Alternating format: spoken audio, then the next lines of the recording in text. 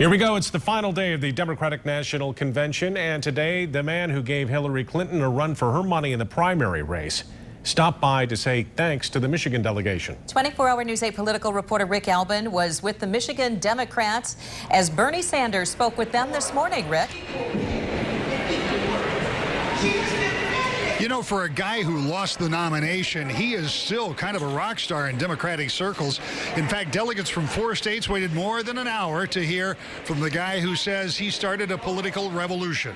Senator Sanders arrived to cheers from those delegates as he came in and talked just about what he wanted to do going forward. Some of them were Bernie or bust, but a lot of them were Hillary supporters who apparently were showing him some respect for the campaign he ran, maybe even for some of the ideas that he brought to the table for discussion. The Vermont senator who won Michigan's primary had a special recollection of the time he spent campaigning in our state. He reflected on his visits to Flint, the impact, and what he believes will become the outcome for Flint.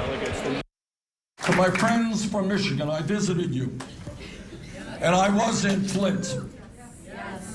And that was, to me, one of the most upsetting moments of the entire campaign. Jane and I were in a very quiet meeting with some of the families whose kids were impacted by the lead in the water in Flint. And to believe that children in America in the year 2016 are being poisoned is beyond comprehension. But it is not just Flint whose infrastructure is collapsing. There are communities all over this country.